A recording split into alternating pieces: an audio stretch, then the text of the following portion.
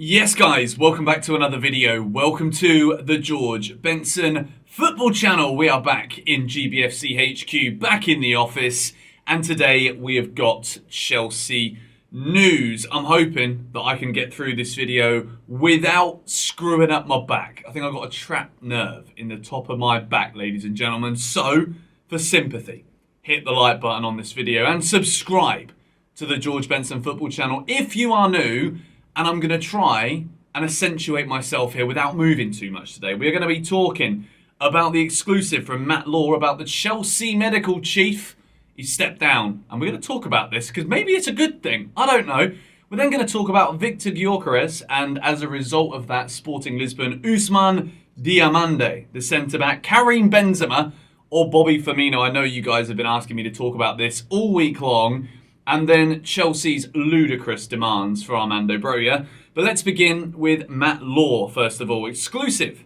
Chelsea medical chief Dimitrios Koagianidis, blimey, that's a mouthful, today informed the club of his decision to step down for family reasons. Departure described as entirely amicable, but it will prompt another reshuffle. Now look, I don't know too much about this bloke. I watch Chelsea play football. When it comes to the backroom staff, my view on all of it is I don't really care who the name is. It's not like you buy shiny toys in football like Lionel Messi.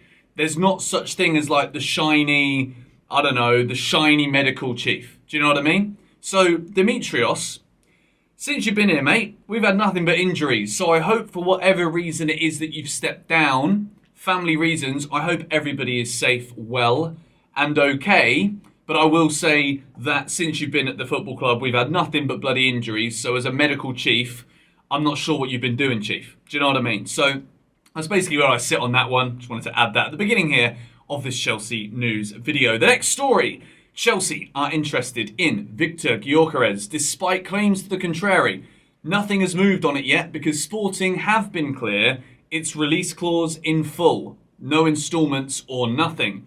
Fabrizio Romano, through his podcast, has also said Chelsea have been to watch Gyokeres many times, but also his Sporting teammate, talented young centre-back Ousmane Diomande.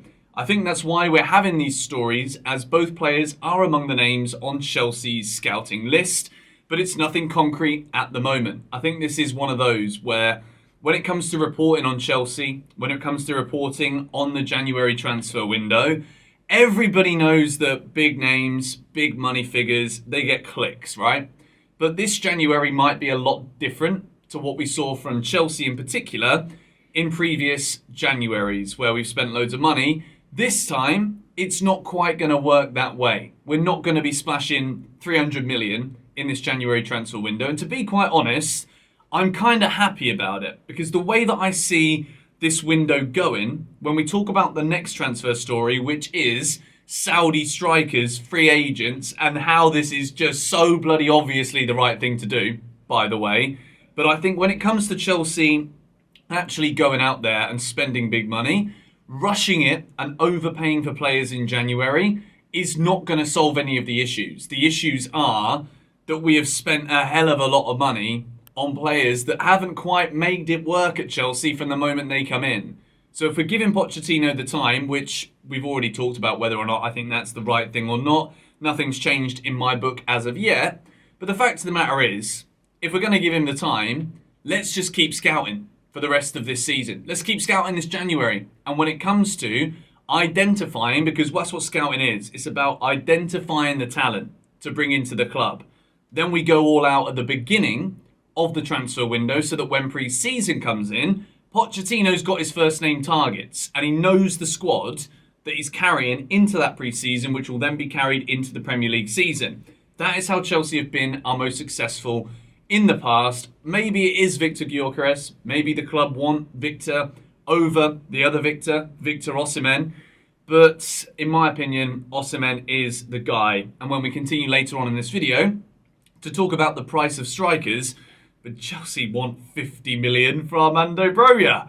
It's bonkers. The world has gone mad. But we will discuss later why the 143 million release clause for Ousmane makes so much sense when it comes to the value. The next story that we are going to discuss here. KARIM Benzema has put Premier League clubs on alert by indicating that he is open to leaving Al Ittihad this month. The striker is exploring his options, and Chelsea and Arsenal are both in need of a forward to boost their firepower. We then move on here. KARIM Benzema and Roberto Firmino are available on short-term deals from Saudi Arabia, but do not fit into the profile of player Chelsea have targeted, and both would demand huge salaries. Right, just going to throw the gauntlet out there right now onto the club. If you're not interested, Chelsea Football Club, in bringing in one of the most elite strikers, goal scorers of the generation, who is still very good, when we can't score and we want to sell our other strikers, then you are a bunch of pansies. You're a bunch of absolute loonies who belong in the funny farm. All right? That is just straight up nonsense. I don't care what KARIM Benzema's wages are, because this bloke will score a minimum 10 goals in the Premier League between now and the end of the season, which we haven't had a striker do since Diego Costa. It's mind-blowing to think that Chelsea, when we can't afford right now to spend 100 million or gamble 100 million on our top striker targets, if we're going to sell Armando Broja and not bring in a striker this January when there are top strikers, Benzema is, in my opinion, the best actual striker from the last 10 years, 15 years. I think KARIM Benzema is absolutely outrageous, even now. Just because he's gone to Saudi, don't for 1 second think that he's lost it. All right? He's still unbelievable. I'd have even taken Cristiano Ronaldo at this point, because we don't have anyone putting the ball in the net, for goodness sake. Even Firmino, quality footballer, amazing at Liverpool, scores goals. And when you think about the amount of times Chelsea get the ball in the box, right? Firmino and Benzema, even at 46, would score some of the chances that we've been putting on plates to Nicholas Jackson, Armando Broja this season. Outrageous. I think Chelsea would be so stupid to pass up on the opportunity to loan Benzema, even Firmino, in this January transfer window. It is unbelievable that we're even sat here now with all of these rumours circulating for the last 4 or 5 days.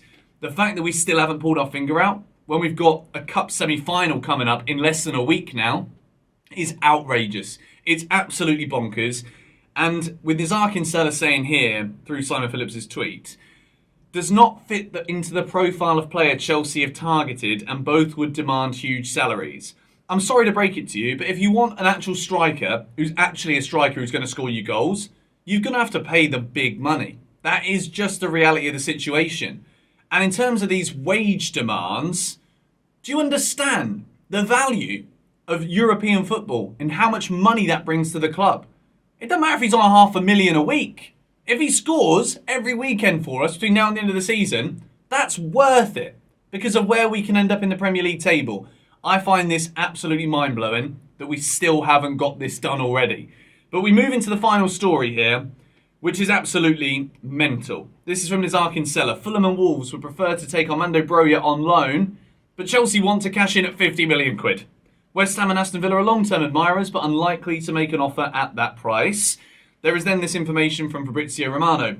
We know Chelsea want a new striker in the summer, and as widely reported, it's a possibility for Armando Broja to leave this January.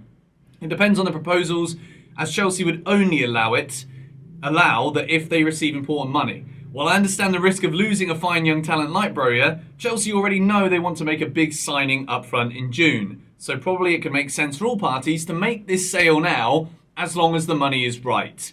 Now I'm going to tell you this, okay? Armando Broja is not a £50 million striker. You're once again buying the potential. And it could be one of those where Armando Broja refines that Southampton form and becomes a top Premier League striker scoring goals. Chelsea looks silly again in 2 years' time. That is possible. I don't believe that's going to happen, I'm afraid. I had a lot of faith in Armando Broja, and I think it's going to be mentality potentially that lets him down as a striker moving forward in his career. That's my opinion. I would love to be proved wrong once again. But in terms of, again, Chelsea not being able to bring in a striker right now, other clubs know that Chelsea are going to need a striker. I don't think clubs are going to pay the 50 million.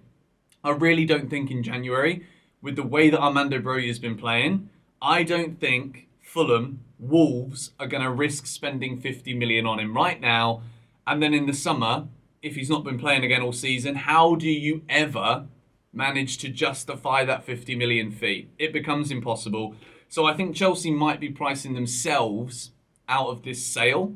But at the same time, if you do get 35, 40 million for Armando Broja, that is pure profit that goes straight in to the 100, 120 million that we will need to spend this summer on an elite striker. I'm going to stick by everything I've said the whole time. I think Viktor Ousmane is that guy, but I'm telling you now, Benzema, we've got to go for him. And if we don't, then I honestly don't understand this football club one little bit. It makes so much sense. He wants the move. He's 36 years old, but he's brilliant. He's absolutely brilliant. Cristiano Ronaldo's nearly 40, and a couple of years ago, he was bagging in goals against Spurs for Man United, hat-tricks. For goodness sake, Chelsea, pull your finger out. I've had enough. Anyway, going to wrap up this video here. If you do enjoy it, be sure to hit the like button. Subscribe if you are new. I'm in pain. I'm in serious pain here, but I will be back tomorrow with another video. And check out Shootout, link in the description. Come on, you Blues.